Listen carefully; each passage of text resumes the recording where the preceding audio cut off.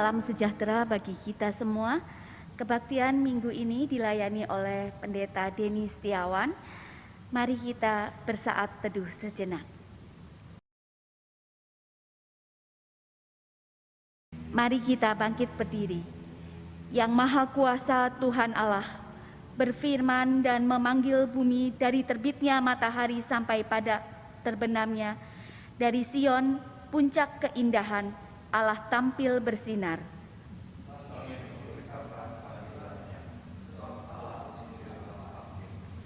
Allah kita datang dan tidak akan berdiam diri di hadapannya. Api menjilat, sekelilingnya bertiup badai yang dahsyat.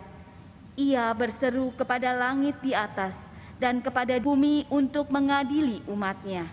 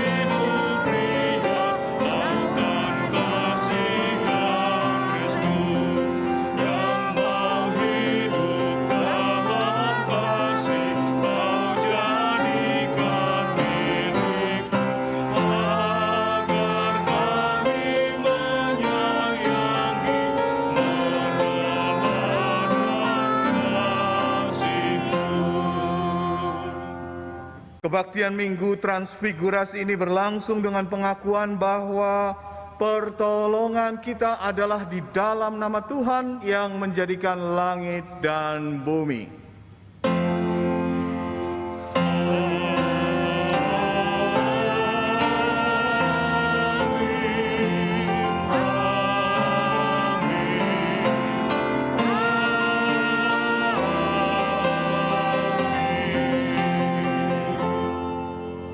Kasih Kristus menyertai saudara-saudara sekalian. Dan menyertai saudara juga. Silakan duduk. Saudara-saudara yang terkasih, di Minggu Transfigurasi ini, kita akan bersama-sama merenungkan dan menghayati tema transfigurasi antara penderitaan dan kemuliaan. Melalui tema tersebut, kita mengingat kembali makna transfigurasi Kristus dan semakin hari dapat terus beriman kepada Yesus Kristus, Sang Mesias, dalam segala keadaan. Baik saat hidup penuh kemuliaan maupun saat mengalami penderitaan.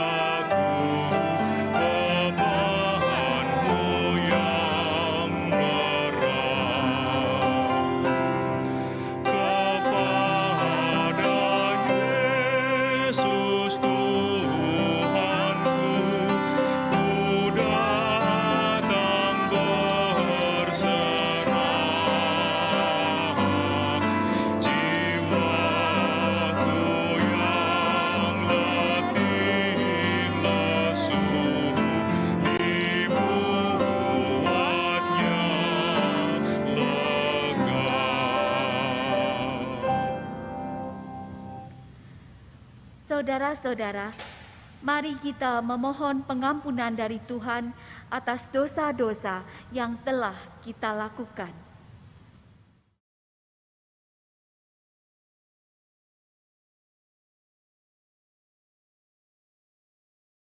Tuhan, ampunilah kami yang menjadi sombong dan melupakan-Mu di tengah kesuksesan yang kami miliki, yang menghalalkan segala cara agar kami dapat lepas dari masalah dan penderitaan kami, sehingga kami melanggar perintah-perintah-Mu. Ya Kristus Tuhan dan Juru Selamat kami, biarlah terang-Mu menghalau kegelapan kami dan kemuliaan-Mu menyadarkan kami yang berdosa ini. Dalam nama Tuhan kami Yesus Kristus, kami berdoa. Amin.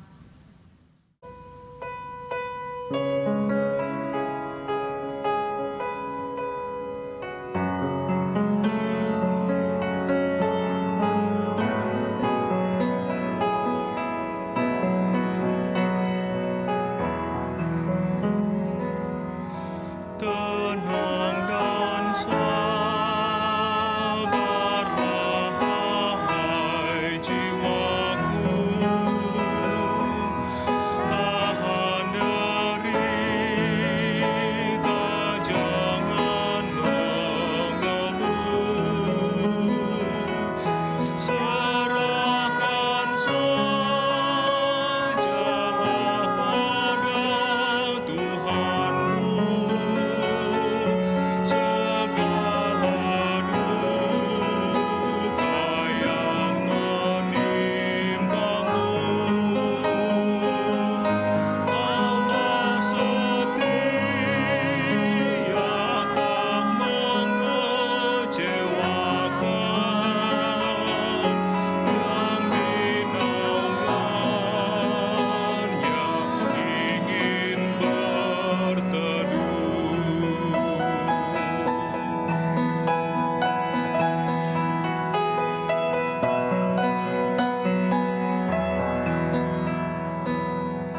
Tenang dan sabarlah,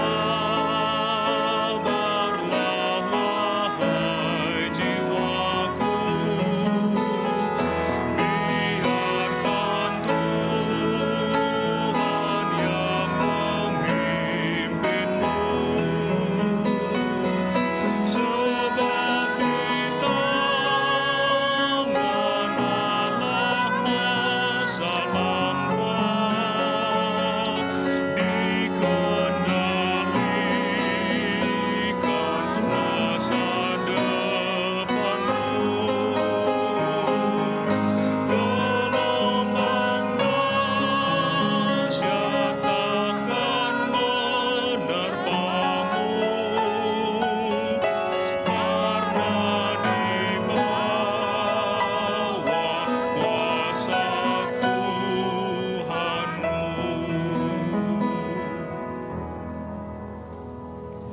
Jemaat dimohon untuk berdiri. Terimalah berita anugerah dari Tuhan di dalam 2 Korintus 4 ayat 6 yang berbunyi demikian.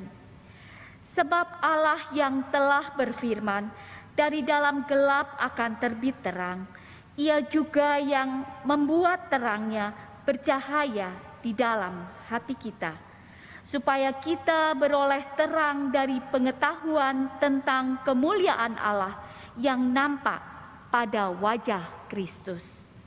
Demikianlah berita anugerah dari Tuhan. Syukur kepada Allah. Marilah kita menyatakan damai kita dengan saling mengucapkan salam damai.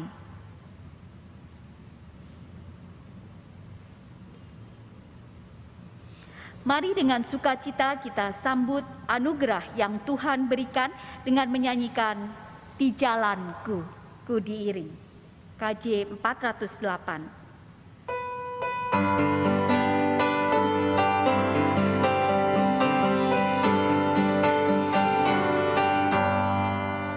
Di jalanku diiringi oleh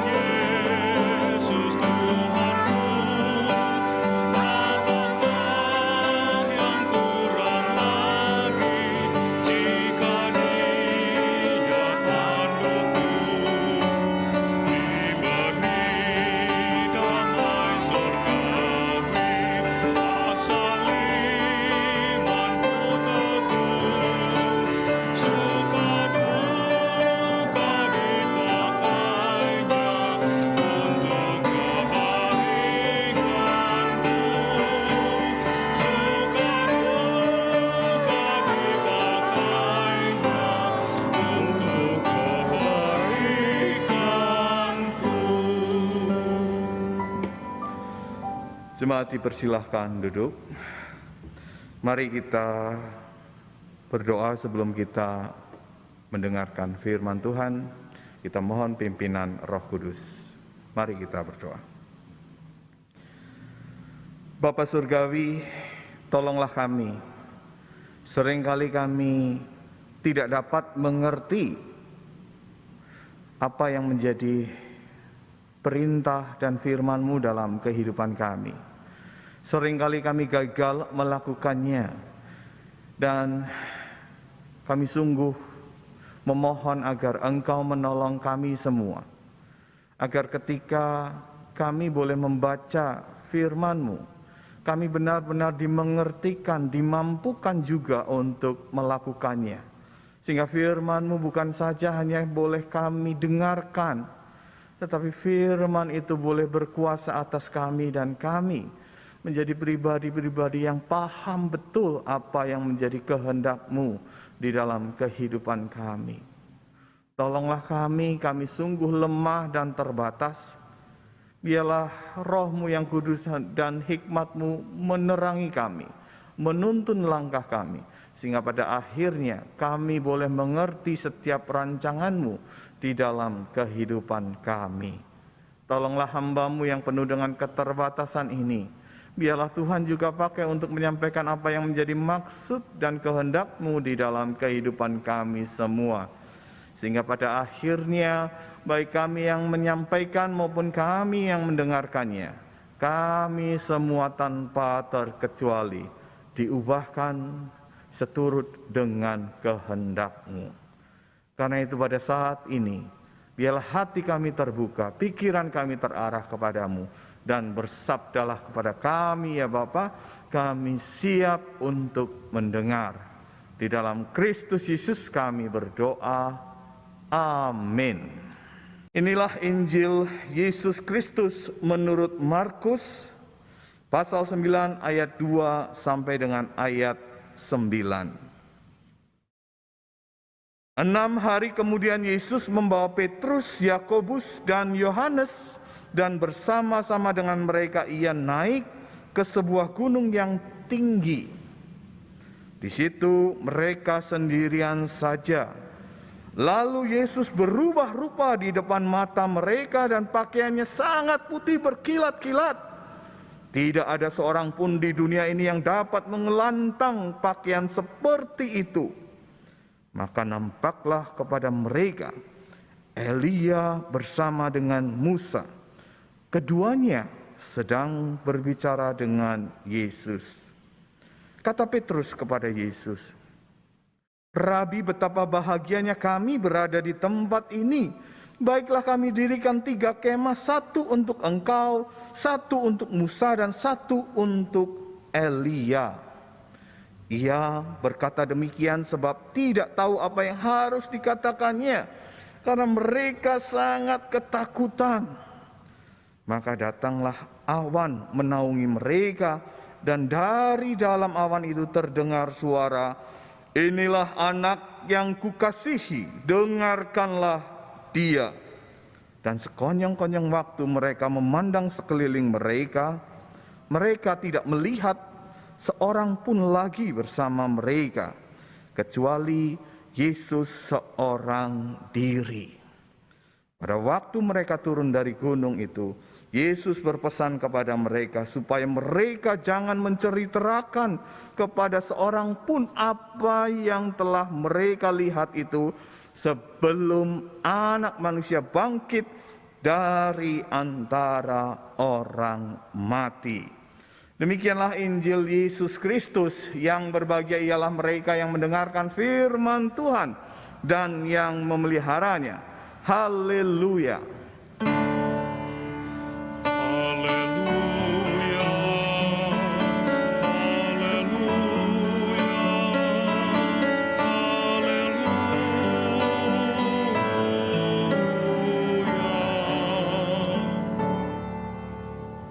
Bapak, Ibu, dan Saudara, transfigurasi secara harafiah dapat diartikan sebagai perubahan rupa, perubahan wajah, perubahan penampakan.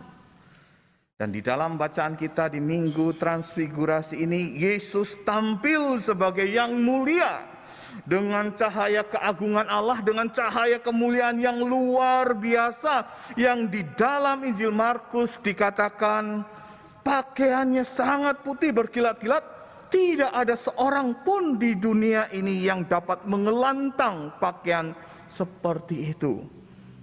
Artinya cahaya kemuliaan yang membuat orang terperangah, yang membuat orang heran, dan mungkin membuat orang sangat ketakutan. Tetapi menarik Ibu Bapak dan Saudara, transfigurasi sebagai perubahan Tuhan Yesus dan kemuliaannya sangat kontras dengan pesan penderitaan, pesan kematian, pesan penolakan dari orang banyak yang akan Yesus jalani dan lalui. Dan tentu hal ini tersirat melalui pesan Tuhan Yesus dalam ayat 9 yang terakhir dalam perikop yang kita baca dalam minggu ini, yaitu jangan menceritakan sebelum anak manusia bangkit dari antara orang mati. Dalam bahasa yang mudah, jangan menceritakan kemuliaanku sebelum penderitaan dan kematian serta kebangkitan aku lalui. Artinya di tengah kemuliaan Yesus ada penderitaan, ada kesengsaraan, ada kematian yang harus ia lalui. Karena itu mari kita bersama-sama di minggu ini dengan tema transfigurasi antara kemuliaan dan penderitaan, kita diajak untuk menyelami bagaimana penderitaan yang dialami Yesus. Dan pada akhirnya bagaimana kemuliaan yang akan dirasakan atau dialami, yang boleh kita lihat juga pada kebangkitan dan kenaikan Yesus ke sorga. Bapak, Ibu, dan Saudara, peristiwa transfigurasi ini terjadi baik di dalam Injil Matius, Injil Lukas. Ketiga Injil itu menyebutkan bahwa peristiwa ini terjadi setelah para pemimpin-pemimpin Yahudi menolak, bahkan para pemimpin Yahudi mengincar Yesus dan hendak membunuh Yesus. Para pemimpin-pemimpin Yahudi tidak senang dengan Yesus. Ini mengartikan bahwa mereka tidak memahami arti kemesiasan yang sedang dijalani oleh Yesus. Namun di satu sisi yang lain juga orang banyak, jadi bukan hanya para pemimpin Yahudi, orang banyak bahkan termasuk para murid yang kali ini kita lihat diwakili oleh Petrus, tidak memahami kemesiasan Yesus, tidak memahami karya Yesus di tengah-tengah mereka. Kita melihat bahwa Petrus yang sebelumnya mengakui Yesus sebagai Mesias, dalam Markus pasal 8 ayat 29, di sana dikatakan, ia bertanya kepada mereka, Yesus bertanya kepada mereka, tetapi apa katamu, siapakah aku ini? Maka jawab Petrus, engkau adalah Mesias. Namun ketika Yesus mengatakan bahwa Mesias harus mati, harus menderita, apa yang terjadi? Mesias harus dibunuh dan bangkit sesudah hari ketiga. Dalam ayat 31, 32, apa yang terjadi? Petrus menarik Yesus ke samping dan menegur Yesus. Ini mau mengatakan bahwa bagi Petrus, Mesias yang digambarkan Yesus, Mesias yang diberitakan Yesus tidak sesuai dengan gambaran mengenai Mesias yang ada di dalam benaknya. Mesias seharusnya penuh kemuliaan, tidak mungkin menderita, tidak mungkin akan mati. Ia akan menang setiap saat. Ia akan melakukan segala sesuatu dengan kuasa sehingga tidak akan terkalahkan. Tetapi Bapak, Ibu, dan Saudara, apa yang telah dinubuatkan Allah di dalam Perjanjian Lama, Apa yang telah ditetapkan Allah di dalam perjanjian lama, itulah yang akan terjadi. Bahwa Mesias yang dinubuatkan Allah dalam perjanjian lama adalah Mesias yang akan ditolak, akan dihina, akan menderita. Namun Mesias tersebut akan terus menjalani misinya tanpa takut, tanpa khawatir akan penolakan dan penderitaan seperti itu. Dan tentu dalam peristiwa transfigurasi ini diperlihatkan di mana Elia dan Musa juga tampil, hendak mempertegas dan memperjelas tentang Mesias yang memiliki kemuliaan, namun juga Mesias tersebut yang siap untuk menderita, mati dan bangkit, menebus manusia dari maut. Dan hal itu tentu selaras dengan apa yang dinubuatkan di dalam perjanjian lama. Karena itu kenapa dalam transfigurasi itu dihadirkan Musa dan Elia. Kedua nabi itu muncul tentu dengan maksud-maksud yang sangat jelas dan mempertegas tentang nubuatan tersebut. Kita melihat Musa adalah wakil dari perjanjian yang lama. Wakil dari perjanjian yang lama yang akan segera digenapi dengan kematian Kristus. Sedangkan di sisi lain, Elia adalah yang menggambarkan adalah yang memulihkan segala sesuatu. Di dalam ayat 12 pasal 9 di sana dikatakan, jawab Yesus, memang Elia akan datang dahulu dan memulihkan segala sesuatu. Apa artinya ini? Artinya adalah bahwa kehadiran Musa dan Elia dalam transfigurasi tersebut mau menunjukkan bahwa penderitaan Kristus sudah dekat. Penderitaan Sang Mesias sudah dekat. Tetapi di sisi lain, di tengah penderitaan itu ada kemuliaan yang akan diperoleh oleh seluruh manusia. Yaitu kemuliaan Allah mengenai rencana Allah yang akan membebaskan manusia. Satu sisi memperlihatkan penderitaan yang harus dijalani oleh Mesias, namun di sisi yang lain bahwa kemuliaan Allah dinyatakan ketika perwujudan rencana Allah bagi keselamatan manusia terjadi dan semakin jelas. Namun kembali Bapak, Ibu, dan Saudara, ternyata di tengah kemuliaan itu, Petrus yang meskipun kita tahu bahwa seseorang yang terserap dalam kemuliaan Allah akan memperoleh sesuatu, memperoleh daya untuk membuatnya mampu melakukan apa saja, tetapi di tengah konsep kemesiasan ini sebenarnya Petrus gagal paham bahwa kemuliaan itu juga harus dicapai melalui penderitaan. Petrus merasa, Tuhan cukup, aku akan membangun bait di sini, aku membangun kemah di sini. Tuhan diam di situ, tidak perlu harus melalui penderitaan, tidak perlu harus dibunuh, tidak perlu harus mengalami penderitaan-penderitaan seperti itu.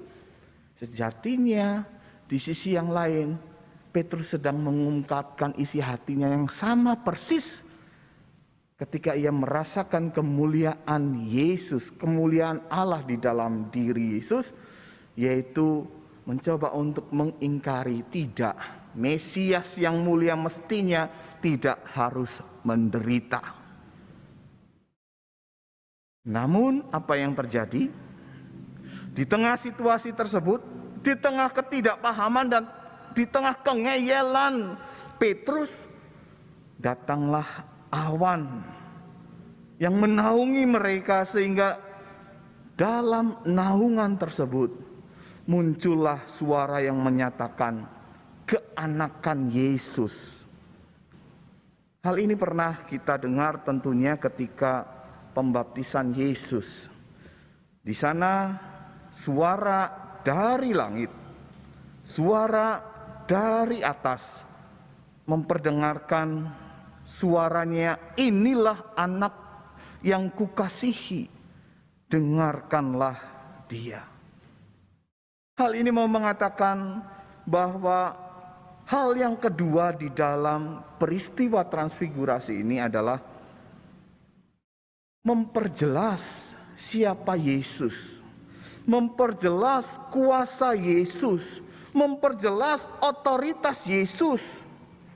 Dan melalui suara tersebut, otoritas Yesus diteguhkan. Ia adalah anak Allah. Mau orang mengingkari, mau orang menolaknya, itu tidak membuat kemudian Yesus tidak menjadi anak Allah. Mau orang tidak percaya kepada Yesus sebagai anak Allah, itu tidak membuat kemudian Yesus menjadi bukan anak Allah. Kenapa? Karena disinilah dalam peristiwa transfigurasi maupun dalam peristiwa pembaptisan Yesus, jelas-jelas sudah dinyatakan bahwa inilah anakku yang kukasihi. Kesaksian dari para murid, kesaksian dari Allah Bapa sendiri. Dan melalui dua peristiwa itu, itulah yang meyakinkan kita. Mestinya seorang Kristen yang percaya kepada Kristus, ia akan tetap berpegang teguh bahwa Yesus Kristus adalah Mesias. Ia adalah anak Allah yang hidup yang akan menyelamatkan manusia. Dengan pengakuan tersebut, ia tidak akan pernah goyah apapun sangkaan-sangkaan atau penolakan-penolakan dari orang lain. Ia akan tetap memegang teguh siapa Kristus. Karena hal ini disaksikan oleh Allah Bapa sendiri di dalam dua peristiwa yang luar biasa tersebut.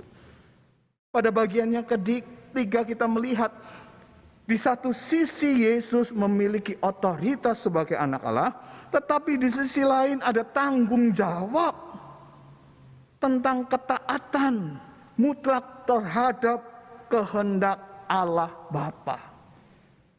Bapak, Ibu, dan Saudara, biasanya anak mempresentasikan siapa ayahnya. Pastilah, oh si A, oh anaknya ini. Oh si B, oh anaknya itu. Di sini mau mengatakan bahwa Yesus anak Allah.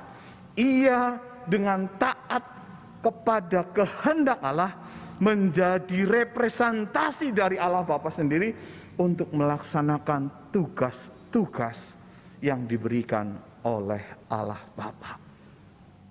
Di sini kita melihat bahwa kita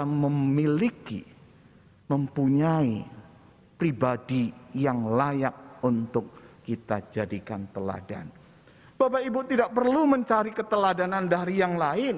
Bapak Ibu tidak perlu mencari keteladanan dari nabi-nabi yang lain, tokoh-tokoh yang lain. Mari kita arahkan terus keteladanan tentang ketaatan kepada Allah Bapa, yaitu melalui Yesus Kristus. Dan pada bagian yang keempat kita melihat dalam peristiwa ini, jelas meskipun Yesus kemudian disandingkan dengan Musa dan Elia, ini mau mengatakan bahwa kemuliaan Kristus Yesus, kuasa Kristus Yesus melebihi Musa dan Elia. Sebagai anak Allah, sebagai representasi dari Bapa, ia memiliki kuasa dan otoritas yang mengatasi para nabi. Dan selanjutnya pada bagian yang kelima kita melihat bahwa suara itu mengatakan, dengarkanlah ia. Ini mau mengatakan bahwa setiap orang yang percaya kepada Kristus sebagai anak Allah, Mesias yang menderita, Kristus yang memiliki kuasa melampaui segala sesuatu di tengah dunia ini, mereka harus senantiasa mendengarkan Yesus. Ini artinya bahwa setiap firman, setiap perkataan Yesus harus terus-menerus kita ingat dan kita lakukan. Bapak, Ibu, dan Saudara, kita percaya bahwa firman Tuhan atau Alkitab ini adalah firman dari Allah. Sehingga sebagai murid Kristus, mari kita senantiasa mendengarkan apa yang diperintahkan oleh Kristus. Mau dalam keadaan susah, mau dalam keadaan senang, mau dalam keadaan sukses, ataupun keadaan gagal.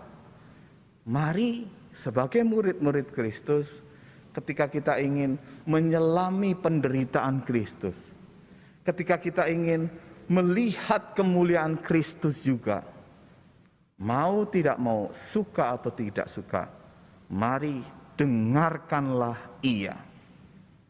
Dengan cara yang sederhana, mari kita lihat dan mari kita membaca firman Tuhan.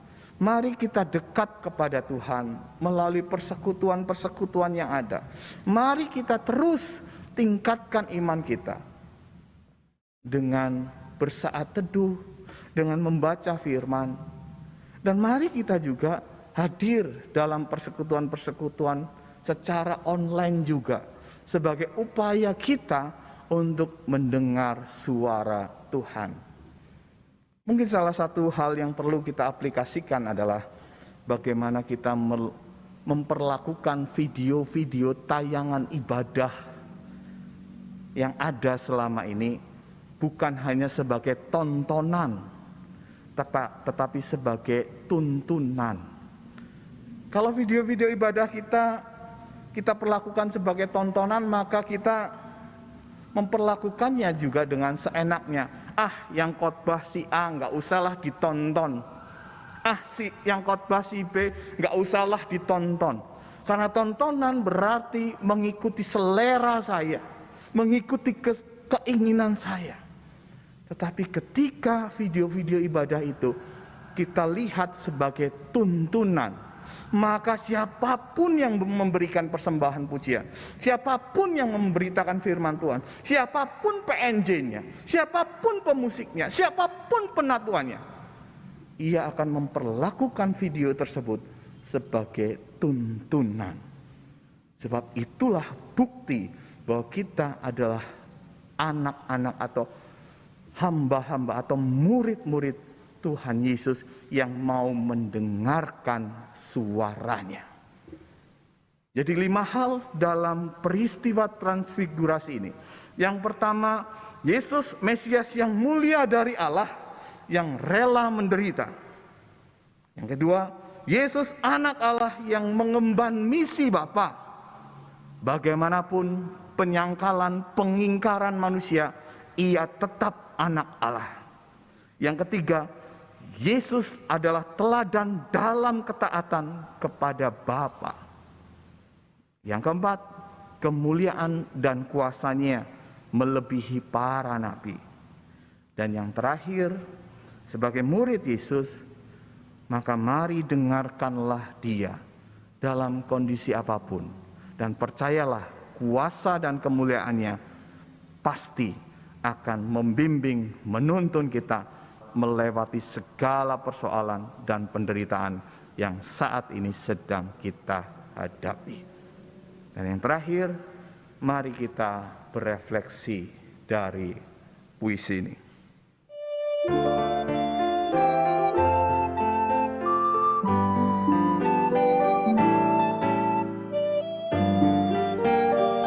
Kemuliaan-Mu mulus tanpa mala, yang mempesona abadi hadir dalam wibawa ilahi, meraih dan merangkul insani yang terseret hasrat duniawi.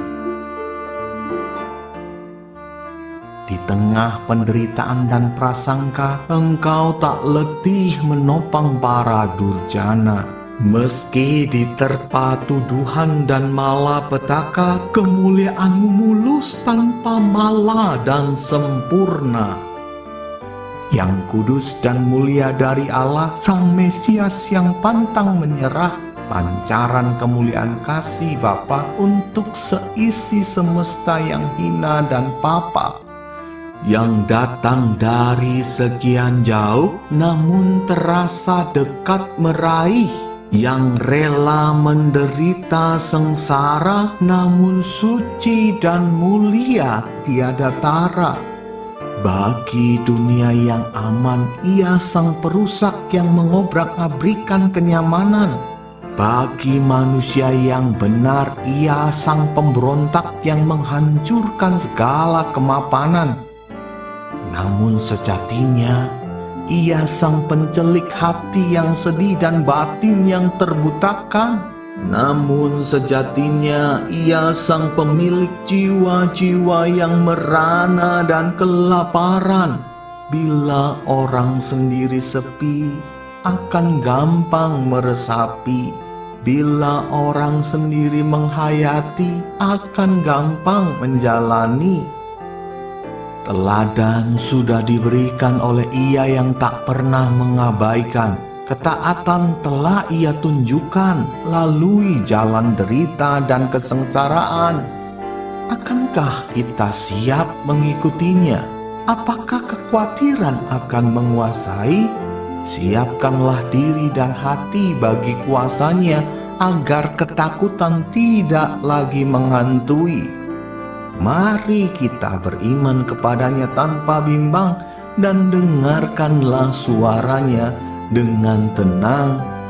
Lekatkan diri dalam doa dan firman-Nya, nikmati suka dan duka dalam kasih-Nya.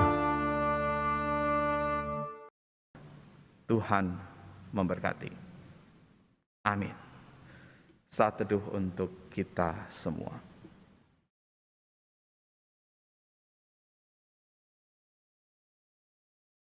Persembahan pujian dari tim musik Cimbuluit.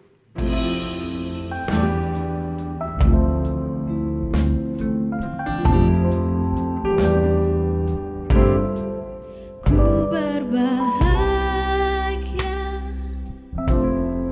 yakin tahu Yesus abadi, kepunyaanku.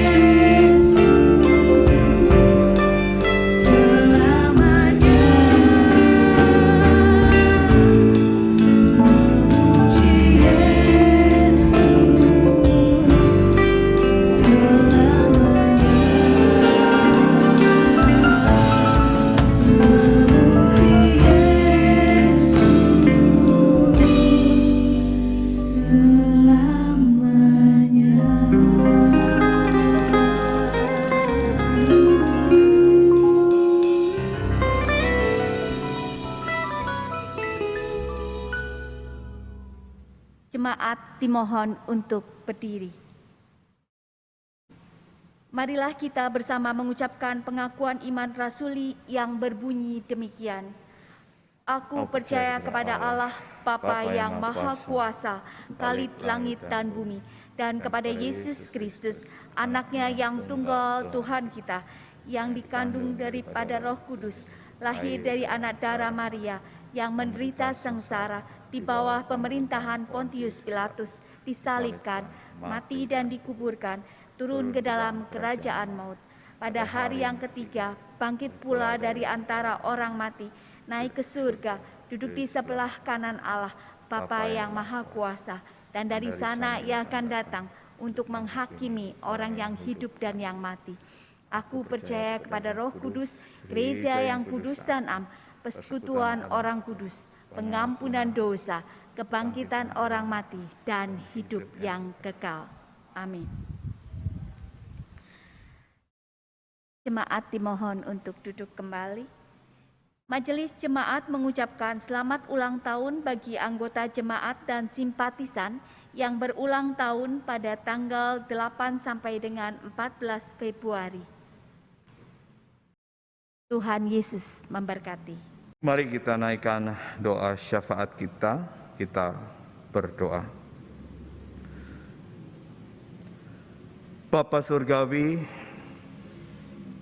tolonglah kami untuk kami boleh menghayati penderitaan dan kemuliaan-Mu dalam kehidupan kami.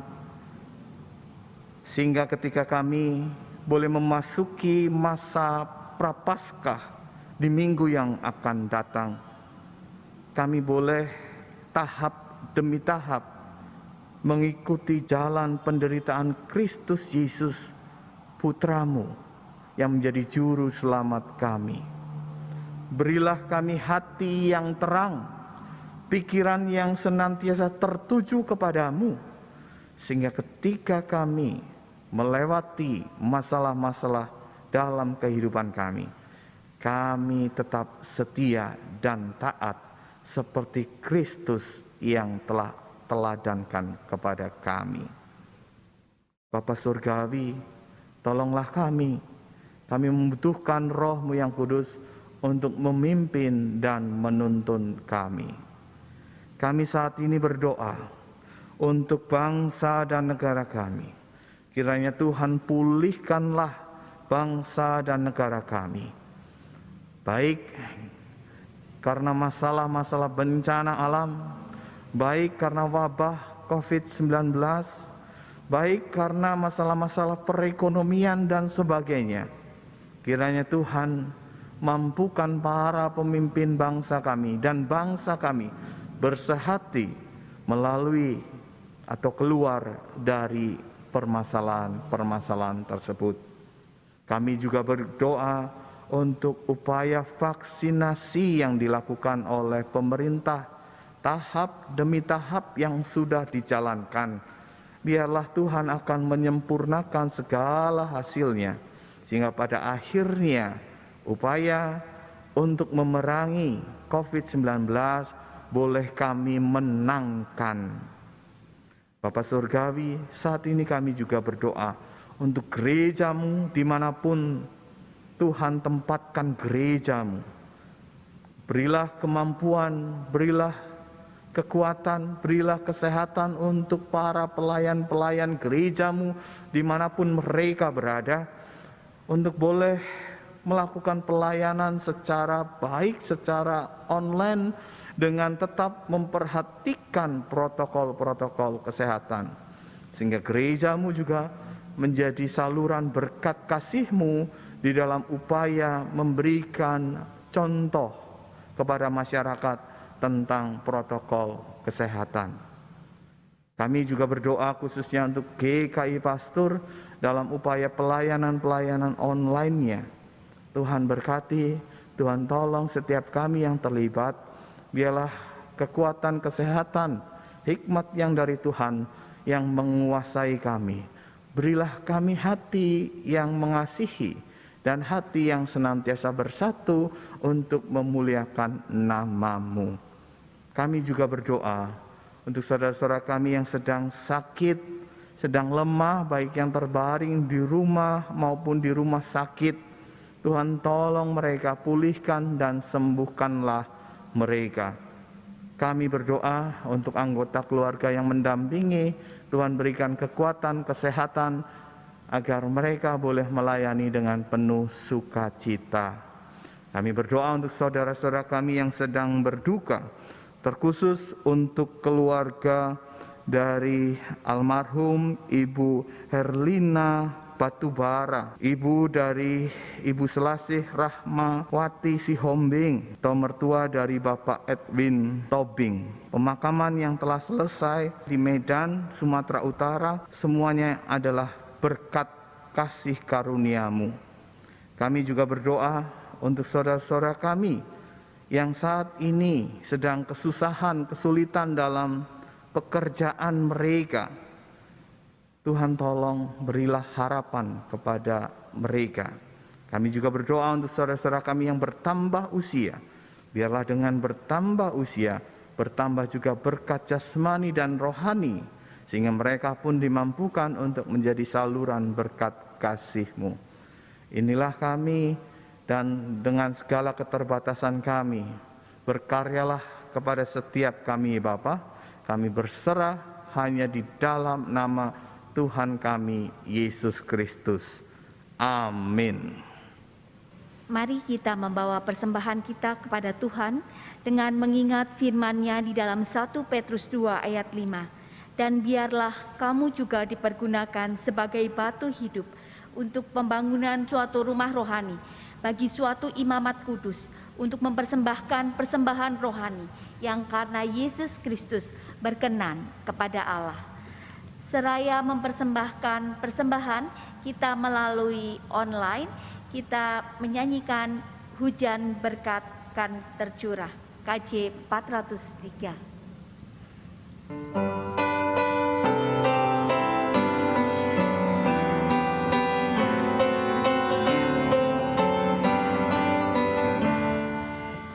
Hujan berkat kan tercurah, itulah janji kudus, hidup segar dari sorga, kan diberi penebus. Hujan penuh, itu yang kami perlu, sudah menetes berkat-Mu, biar tercurah penuh.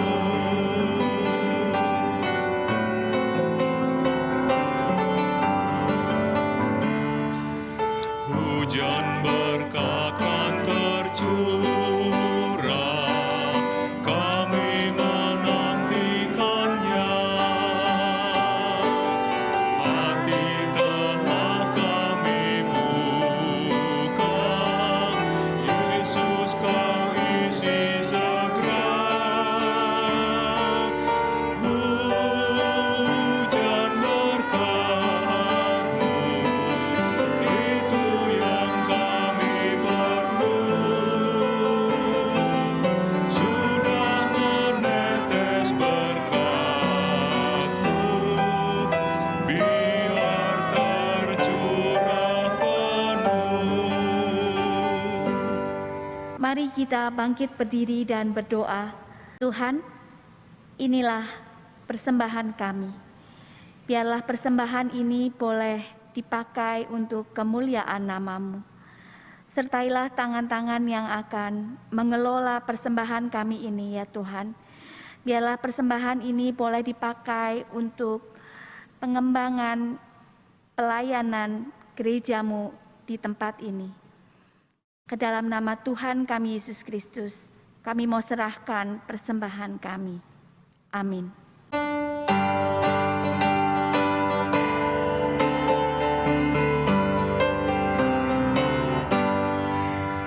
Teladan sudah Kau beri demi derita-Mu, dan melalui salib